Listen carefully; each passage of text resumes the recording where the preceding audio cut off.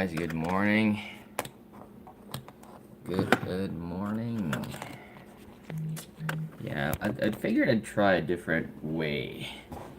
Vertical, no, because I used to do vertical and maybe horizontal. Just for a difference. Any one of you watching this from the future, this is not a review. This is a live stream where I talk about my morning routine. um, yeah. So, what do I have? So I have the moondrop space travel 2. Um,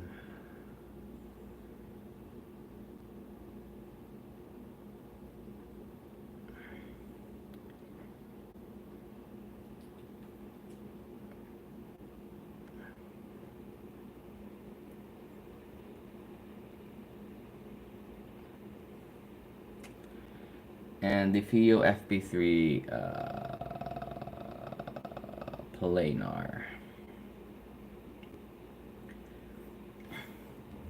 Um, it's my moondrop. No, I've tried the original moondrop or the first space travel 2. It was good. It was good, and I think it got positive reviews. Um, from different reviewers. Because of how much is this anyway? Moondrop space. And oh, okay. It's, dude, really? $16? Okay. Probably no. It's $16 in AliExpress. Why is that? That is so cheap. What is the original price on this though? $30. Okay. So $30. Let's see here. What are the specs? Let's read the specs first. This is from Shenzhen Audio, because I think they're the one doing this. So high quality noise canceling TWS. I don't really mind the noise canceling feature of TWSs because I don't know why it's still a thing. Um, like canceling noise and stuff, but probably I'm not the best person to ask that, but yeah.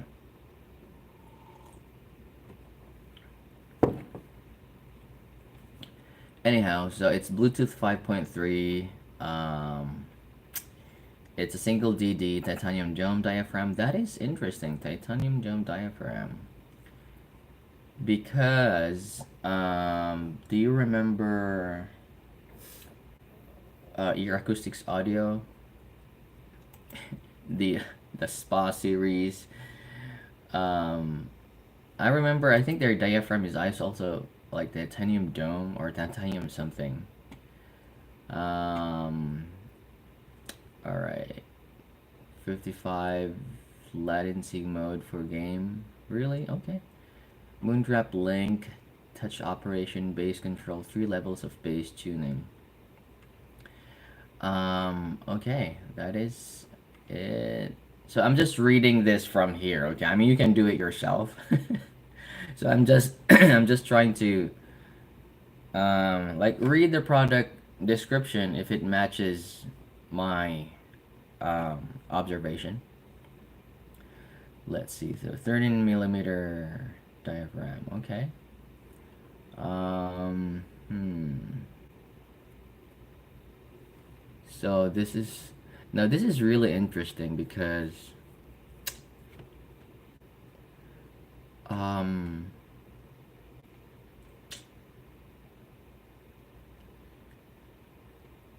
okay, so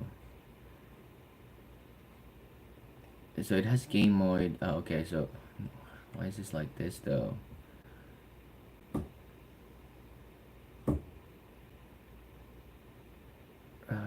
Reference monitor. Yeah, because in the app it says three bass tunings. It says monitor, reference, and bass head. Um, so I'm thinking it's, yeah, that's what I thought. I think it's just um the bass plus, normal, bass plus, and bass minus, I guess.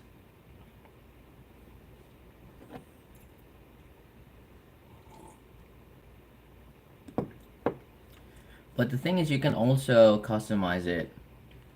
Um, Automatic recognition seamless. Okay, you can also customize it. What is this? The uh, the frequency, because there is a like a parametric equalizer in there, so you can change or tune it to different moondrop. What's this one here? Moondrop sets. So it says here, it says Bluetooth. It supports AAC, SBC, no LDAC, no aptX. Type C, 10 meters for the distance. About an hour of charging. 1.5, about 12 hours or better life of the charging case. And for the earphones, it's 4 hours, which is, it's okay, probably for the price, but I think the Soundpeats, I think they advertise it for like 37 hours or something, so that's quite a lot. That's quite significant. Um, it's not even half. But I don't know, like if you charge it every day, so probably it's fine. I'm not seeing a lot of influx of people coming. I don't know why. Um,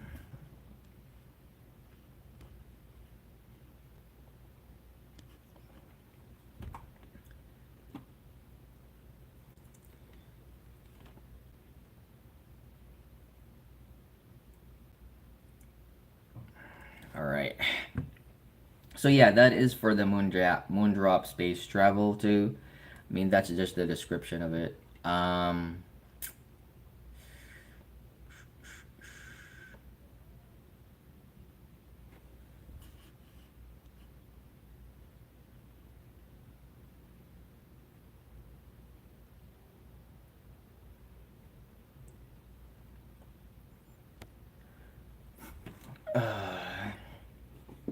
Well, the thing is, in my unit, it actually graphs a little bit different than the company graphs. So space travel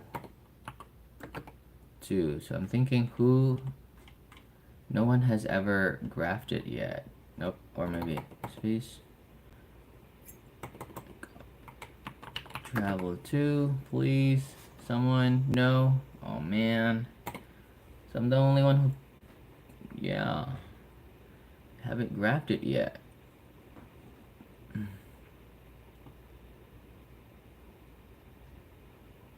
Because I feel like the original, I'm not sure if it's my unit or just the way it doesn't look like the ones from the company graphs. At least that's, like what I'm seeing. So it's really, yeah, it's smoother.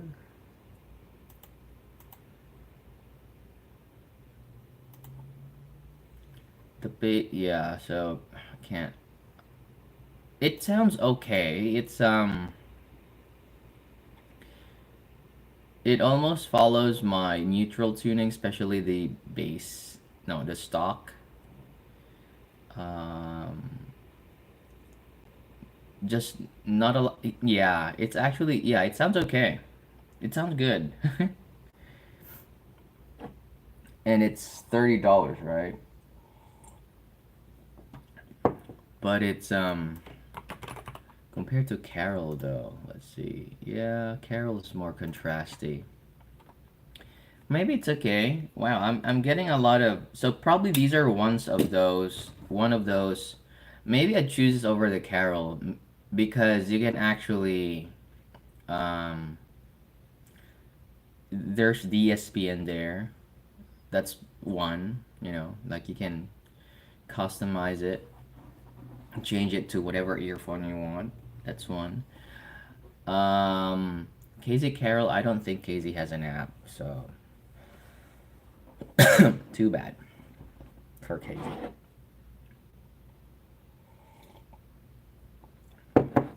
And finally, Fio FP3. So as you can see, I've got two Fios in there. Or maybe I should do this angle then so that you can see place here. There are two Fios in there because the first one, it had a significant channel imbalance, so both left and right didn't quite match volume wise.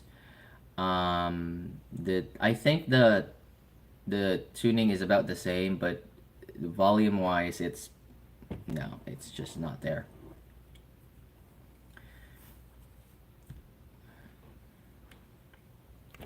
So I contacted them. I asked them like, for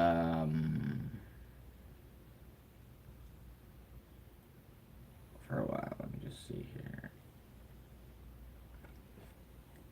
I contacted them. I said like, hey, um,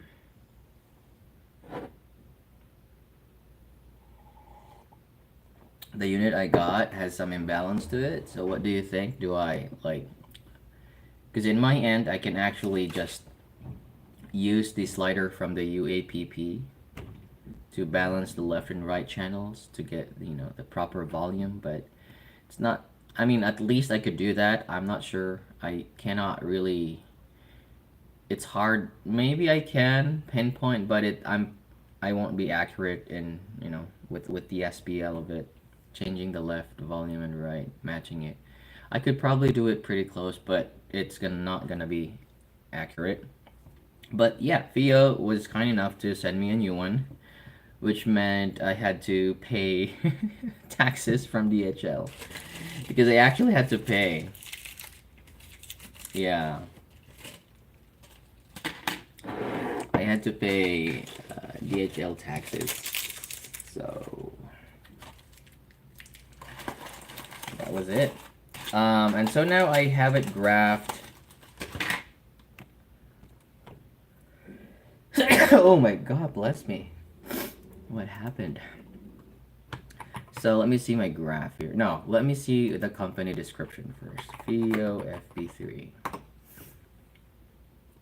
There we go. Their homepage. This is an under 180, and I'm sorry, $100 I think $80 or something.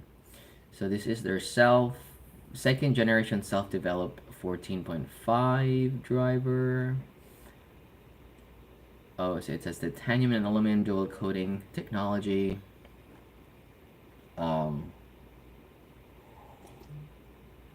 Patented bass enhancement acoustic technology. Yeah, they do this a lot of like marketing stuff, right? Supports 38.2 decoding. I think this is for their Type C. They actually have they have Type C cables and normal ones. Supports BQ adjustments. Oh, okay. 30 app. Okay. That's okay. Yeah. But that's the thing. It may let me just continue here. Selling points here. Second generation titanium aluminum ultra fine. Okay. Thin film diaphragm, Tesla valve, whatever that is. N52 neodymium magnets, rose black walnut versions. PEQ adjustment, yeah. Allows sharing curves through the app. Okay, like moondrop then. DSP. Okay. Facing problems. Okay, I think I saw them share this one here on their Facebook group. Um, okay, from the ground up. Okay.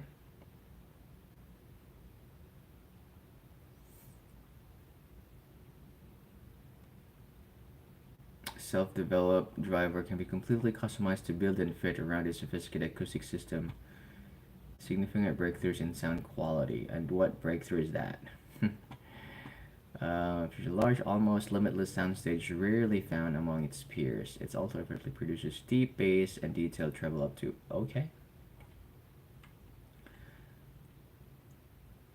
Planar diaphragm for planar drivers. After 2 years of independent research development, we have proudly created a cladding 1 nanometer, I think, ultra thin diaphragm as a substrate. The difference between 2 and 1 thickness results in noticeable performance when you drive from everything speeds. Okay.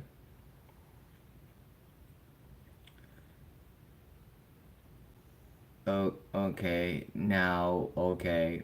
So it says it faithfully reproduces even subtle sounds in ultra high frequency. Okay, that's if you can hear it.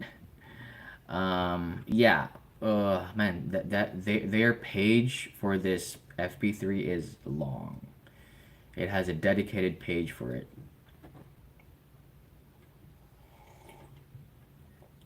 Hair-like thinness. Okay.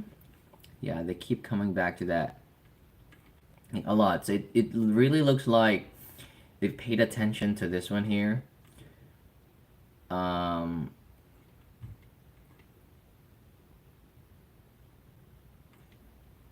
yeah. So they have a DSP here. They have an app too. I know I have their app that they can share PQs. Right. Yeah, it's the same. So I think their product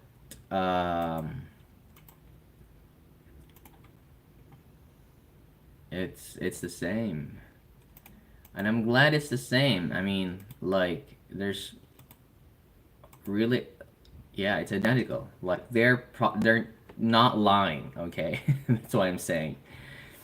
Their product in their product page, so they graphed it and it looks the same as the unit that I have. And it has a big base, a shelf, a peak at around 2.5, I guess. Yeah. And then a dip and then another peak around 6K and a dip again and some extension there in the treble. So it's not smooth. Um, yeah, it looks like the old, like old tuning. I'm not saying it's bad because like even with the S12s, 2024s, it's like kind of like W shape. It's kind of tuning, but I know they could have tuned this better.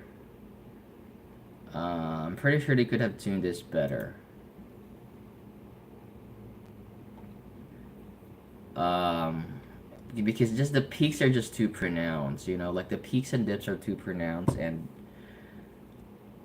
um, well, on listening, it sounds.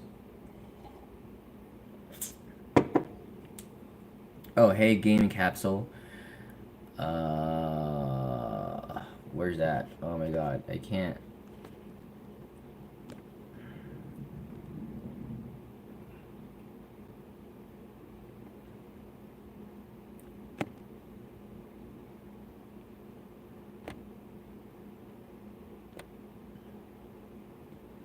Best I am between Quatio Juice's ear.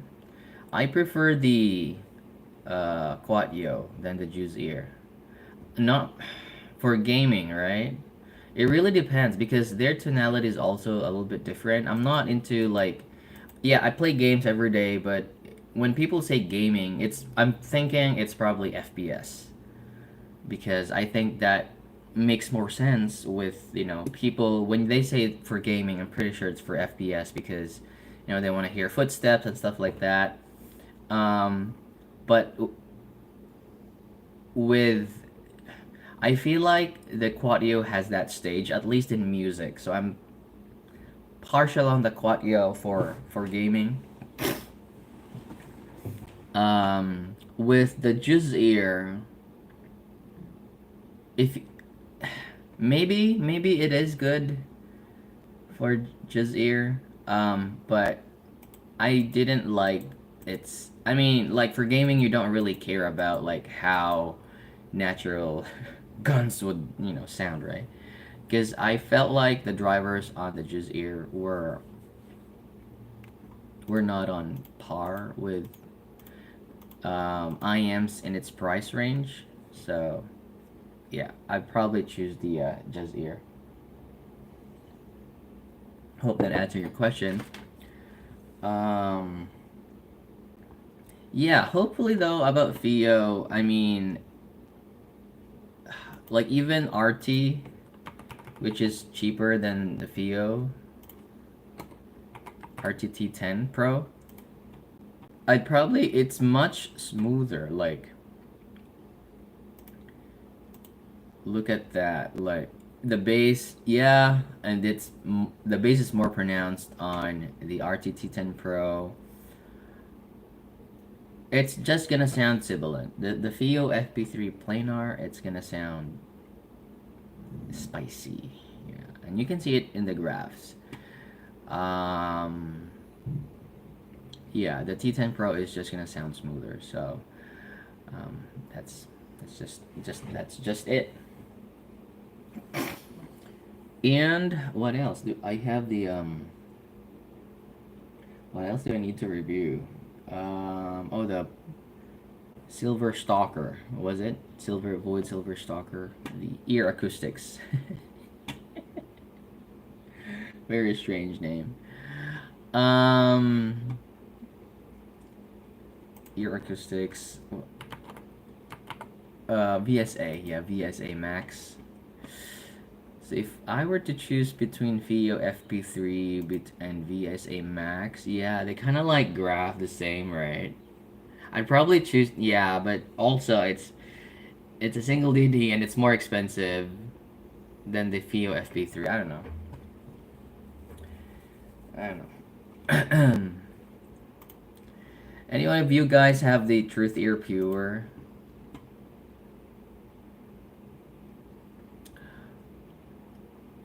Okay, so just an hour ago, um, Hello, everyone. Today we're going to be talking about the Truth Resolve. Ear. Okay, I didn't know Resolve. Okay, let's review the reviewers. Not really review, but let's watch this Pure. one here. This is the follow-up to the Hexa, which was one of my favorite IEMs. That was a really great sounding IEM because it was mostly neutral. Okay, so I'm watching the headphone show, and I'm watching Resolve. Um, Just with maybe a hint because of for me, I mean, yes, it sounds correct sounding. I mean, the Pure. I just thought it's a little bit too warm for my taste. glare or And it's been like it's not only, I mean, probably there's more reviewers who like it, and then like I checked other reviews and it seems like it's only me, um A- Alex, is it Alex from Giz Audio, and Jay that think it's a little bit too warm. And I mean, like, it's a good IM, but I look at it an IM in its price range. Because if you want a warm IM, I think there are other sets that perform better. You know, that's just. I'm not saying that the True Theory is, the Pure is bad. It's just that there are other IMs that are better sounding. If you know what I mean. So it doesn't really make the pure bad. It's just that there are yeah, forwardness in the treble in certain places. For me, it could occasionally be a bit on the edgy side in the lower treble, but it was generally well received for being neutral across the board. It still had decent bass presence, and it was also very detailed, very clear sounding overall. And the pure is mostly the same, just with a couple of key differences, particularly for some of the areas that I personally found to be problematic. Yes. I don't know. Hopefully we agree on this. I'm most happy about with this, but that doesn't mean that it didn't come with trade-offs. There are some, and so I'm going to dive into the data now and explain some of this to you guys as well. But I also want to let you guys know, the way I hear this product is not how it measures, and how you are going to hear this product is going to also be influenced by the general That's interesting. I kind of like agree on that. And depth of your ear canal. Yeah. So this might get technical. So what I'm showing you guys here is the HPTF variation for done here is measured at multiple. You might get 7 kilohertz. Things start to. I'm gonna forward this, okay? Because between the driver and your eardrum. I don't know if there's so if the IM is sitting further out of your ear, that's going to sound different from if it's further into your ear, or if you have large, is going to impact how you hear this range. And so for me, it actually sounds a little bit different from how this center line graphs. But again, the important thing here to understand is why it makes sense to show the HPTF visualization for this, for IEMs as well as over-ear headphone data. We've been doing this for over-ear headphones for a while, and now we want to roll it up. The darker ones and the lighter gray one, it's mostly similar, just with some key differences throughout the treble. I can tell you that for me, the gray tips, so the wider bore tips, just don't work at all. It causes the sound to be a little bit more grating. What ear tips do I have with the pure though? I know I tried different ear tips with the pure, and the best way to make it sound good is to cut 300 hertz by 2 dBs. So they use the gray tips. Okay.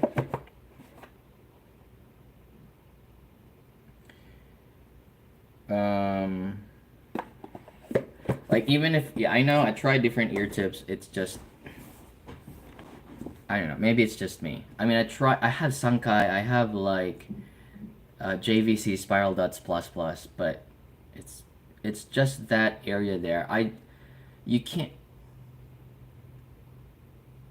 I don't know, it's just the when I make a PQ on 350 hertz minus 2 dB, a Q value of 0.5, it just opens up. It just opens up. A little bit more harsh, but the narrow bore tips sound very, very good to me. So let's just assume that we're running with these tips that I have on here right now.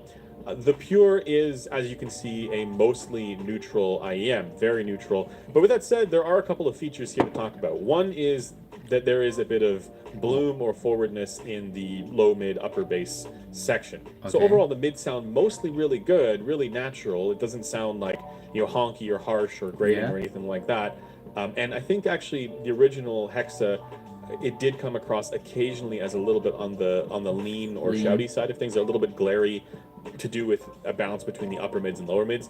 Now with the pure, you have a lot more of a forward character to that low mid section, causing a bit of bloom or cloudiness to the mids, which it does make things sound a bit more full and rich, but at the same time, it does detract a little bit from that clarity. Yeah. For certain types. That is what I thought.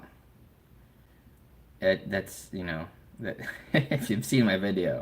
Music. So again, if I'm thinking about my piano jazz, that kind of thing, I actually think this is where the original Hexa did a little bit better. It was a little bit more detailed sounding. Yep. But this one also doesn't have any of that leanness problem. So in that respect, it's a bit of an improvement. And because of where this feature is relative to the bass, I find at least that the bass, when I'm listening to things that have a ton of bass, that bass comes across with a lot better sense of dynamism and impact and physicality.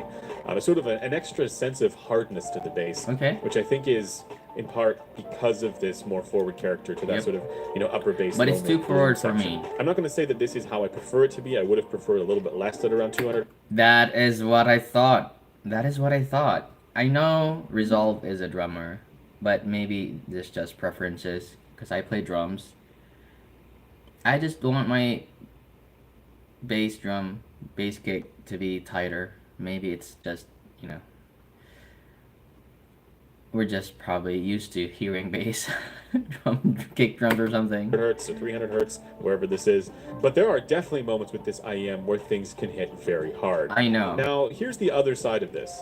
Because there is less treble overall on the Pure compared I know, and then I know where it's coming. Less treble plus that full bass, it's to the original Hexa, I feel that also does make some of that bloom come forward a little bit more, or I guess the overall balance shifts a little bit more towards the lower frequencies, which I think is a good thing. So this does fix that issue that I had with the original Hexa being a little bit too lean, glary, right? Occasionally with some of that more forward presence in the low and mid treble. With that said, though, the one thing that this doesn't quite fix for me is the length mode resonance issue that I personally deal with. I get a resonance between 6 and 7 kilohertz. So it's actually closer to like 6.8K for me with this IEM, with the Pure. I also get kind of a weird forward character at around 4.2 kilohertz, which does not show up on the graph really at all. So that could be just a unique thing to my ear. That reveals things about the lower treble and the mid-range more. But okay, let's now do a quick comparison with the original Hexa and upper bass, and I can get it on the Pure. If they're still with the Pure sound with length mode issues on both of them, me in the treble, it's almost like differently shit quite like that. And how to like reference this if to... I have the thing about the Pure is I think they have a new driver, right? And their new driver, I feel like it works better with lesser bass or lesser tilt, and so I don't have to EQ it to the I don't have to EQ it to the Hexa. I just needed to reduce that 350 hertz by 2 dB, and that fixes everything. I prefer the EQ'd Pure over the Hexa. I think I'd prefer an EQ'd Pure to any IM probably until $200. Yeah, it's that good. But the thing is, yeah. Do over-ear I don't mind headphones, EQing it. that people it might sounds be familiar good. with. And I was originally thinking this is kind of like the difference between an HD600 and an HD650. But as you don't think that that description makes sense for how I hear it, the Pure, at least subjectively, is a bit more like an HD550, just with the kind of forward low, mid, upper bass bloom that you get from an HD650. I would actually say that it is more generally neutral. It doesn't have quite that same richness and sweetness that you get from the 650 and the 600s. In my mind, the deciding factor between these two IEMs, between the Hexa and the Pure, it should probably be based around that low mid feature. If you're looking for something that is more analytic and more, I guess, that's clarity fair. focused, That's the fair. original Hexa I think is the better choice. Yeah. But if you're looking for something that is a little bit more relaxed, less analytical, more Natural. smooth in the treble, again depending on your ear canal, that's just sort of an asterisk for any IEM, then the Pure would be the way to go. Yeah. And for me personally, that's the reason why I actually prefer the Pure over the original Hexa. The things that stand out to me on the original Hexa, despite the fact that I love that IEM, when it is that more glaring and biting kind of thing, that is a more bothersome feature than the more forward character of the low, mid, upper bass emphasis that I get with the Pure. Yeah. With that in mind, like if you compare these to like IEMs that cost way more, like hundreds of dollars, even in the $1,000 price range, they are more neutral. Like these are both more like typically neutral, balanced sound signatures than what you're going to get with the vast majority. The thing about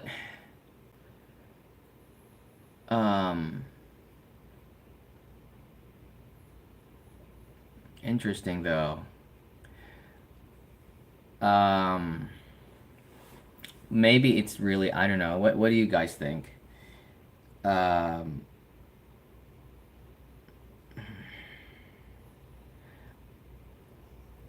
thing about like this hobby, okay, is this is a consumption, you know. Listening to music is consumption, right? And of course, it's subjective. Um, and because we have different preferences, you like bass, you like. Now, when we say neutral, do you think it's good to consume neutrality, if that makes sense? It um because I at least so I have a scoring, right? And my scoring is based on how, and it's biased. I know it's because it's subjective. It's based on how I like the IM. It's based on how I love it. It's based on how long I can listen to it because of it has its character, something like that. Now the thing about neutral is I enjoy neutral, and even like my target is neutral, but it has a little bit of boost in the bass, and you know, some cut in the lower treble for that vocal forwardness. My neutral target has a cut around 6K, so it's a little bit colored to match my preferences because I like vocals. Um, and because of that little coloration, I can listen or I can consume music more because had the tuning been like neutral, yes, it's neutral, but would you be listening to it longer? Would you be consuming music more, if that makes sense? Um, because that's how I see IAMs. I see them as really just, you know, like we consume things where consumption is like we consume food. So I feel like recommending stuff like neutral is like recommending basic burger. And you just customize it. You know what I mean? Like just the basic bun, unsalted patty, and you do the job. You know what I mean? Um, it's not bad. Some people may like it, and it's probably healthier too because it's unsalted. But what about the quality of your consumption? Where is it at? So that's how I view IAMs, you know. Like so that's why I mean I'm into neutrality. There's no problem with that. But I also look at like how, because I'm recommending stuff to people, right? Like are they going to enjoy it, you know? Probably, yeah. I mean, maybe. And after that, they look for another upgrade. You know, what's the upgrade path? So that's just, you know, that's counterintuitive. Now, I like the Pure, but had I not heard the Athlete Explorer, I would have praised the Pure. I just really feel like, because if it's about warmth, I just feel like the Explorer is a better pick. That's it. That's the only thing about my take on the Pure. Had I not heard the Explorer, I would have been a Pure shill.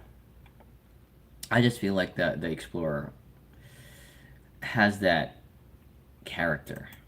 Majority of products that are out there. And if you're new to IEMs and if you're just considering getting into this at all, you really cannot go wrong with either of these IEMs. So I guess for anybody who is looking for, you know, the HD6XX of IEMs, this is probably the closest that I can think of right now to that kind of sound signature, even though there are some differences as well. So that is going to do it for the review portion of this video. Obviously, yes, I recommend it, but I think it just matters, you know, what kind of sound signature you're going for between the Pure and the Hexa. But now let's talk to the person who was involved in the tuning choices to do with this product. But just before getting into that, I want to remind folks that hard reviewers such as resources to unuseful or audio gear. Okay, back to the video. All right, so I am here with Listener, who was involved in the tuning process for the Truth Ear Pure. Listener, what do you have to say for yourself? Starting right out of the gate with an accusatory tone. I love it. Yeah, so I mean, just the quick cliff notes for it.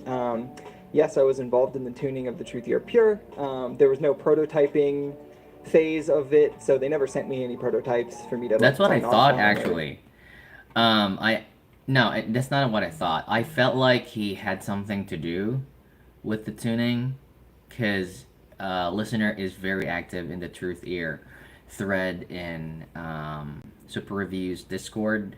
So I was thinking like maybe listener, you know, had something to do with it, because he explains a lot about the pure. Give feedback about. I had no involvement with the visual design, accessories, any of that stuff. So the cartoon child was not your choice. It was not my choice. I will say this one is probably my favorite of the art from Truth Ear's releases up to this point. But yeah, please cut that out in the edit. No, that's going in. Griffin is a weeb, confirmed. But the last and most All right. for profit, and it just so happened that I did so at what ended listener collab. You're not going to see my name or anything about me on the box. You're not going to see anything about headphones.com on the box. Effort or anything like that. I guess you obviously were very familiar with the Hexa when you the shape of IM Stick 28 gives it sound a little bit ding. As far as the IM, both of which were featured, I don't know. Really like if you have the EQ, if you have the pure, any of you guys have the pure, I'm probably gonna make a video and make people choose. I mean, I really like the pure with that EQ in there. Yeah. So if you have the pure, try using like PQ it 350 kilohertz, minus 2 dB, Q value of 0.5. That's all you needed to do. And for me, it's night and day. Like, it really is. It's night and day. And I feel like, because when you compare Pure and Hexa, let's see here, Pure, and then you have Hexa. There we go. So Pure already had a lesser treble compared to the original Hexa, right? You can check my squig. So I don't want to boost the treble because that is more inaccurate in boosting treble, and in EQ less is more. So we focus on the reductive side of things, okay? Now the thing about the Pure is, if they retain the treble forwardness of the Hexa and they did the bass lift, the Pure is gonna sound like V-shaped, right?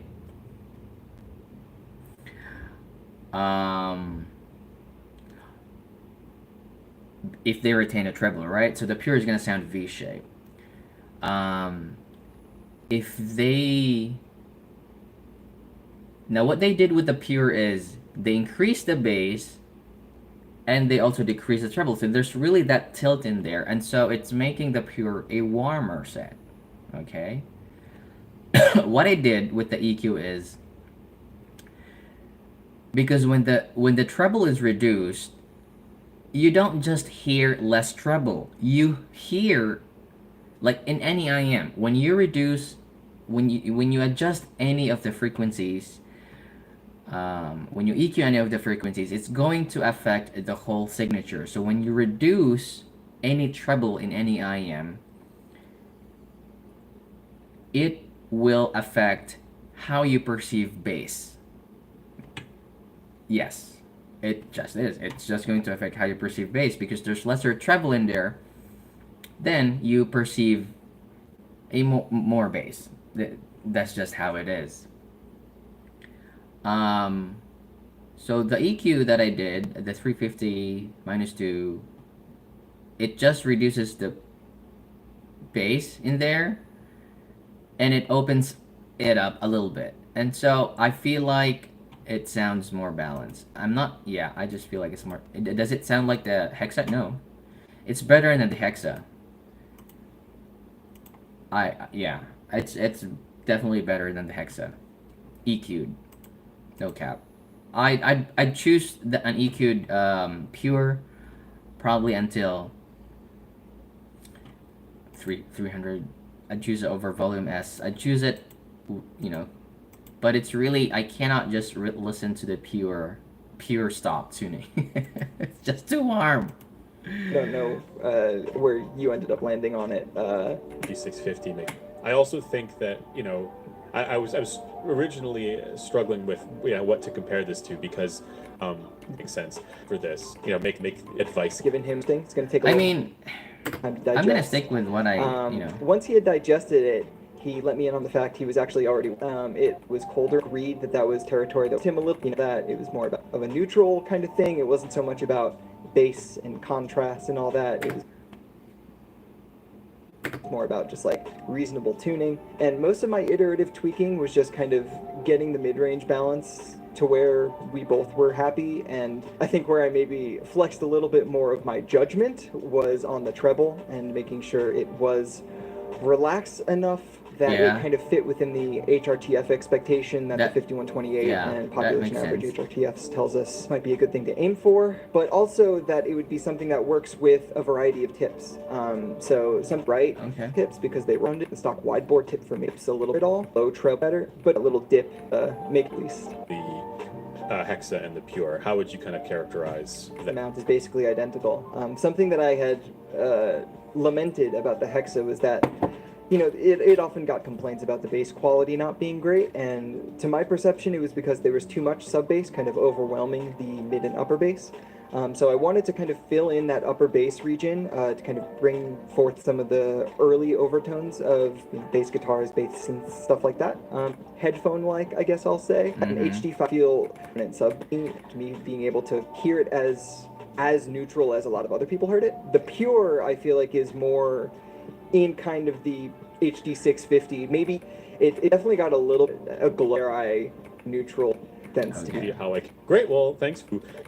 You have every other IEM out there to choose the market, and you know there's really nothing. Take this risk, and now the pure kind of represents. I like it. Yeah, I think that's drastically different than an IEM for me, just because of your chat with listen everybody for watching. We'll see you guys in the next one. That's interesting. Okay, well, really, it's just really, I mean, pure is a good IEM if you're still considering, but hey, like, give it a try. Give it a try. So yeah, I think that is it for today. Ooh, no. I have been wanting to put this back. Alright. Ooh,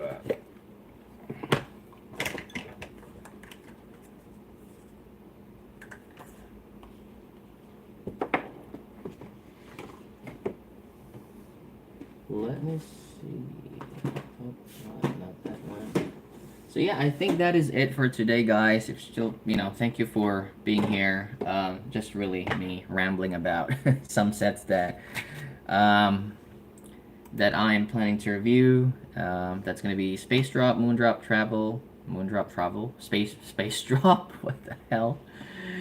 Moondrop, Space Travel 2, and fiio fp3 and ear acoustics. So yeah, thank you so much for being here, and hope to see you next week. If I have other sets to review, just, you know, stuff like this, talking, anything. So yeah, have a great day.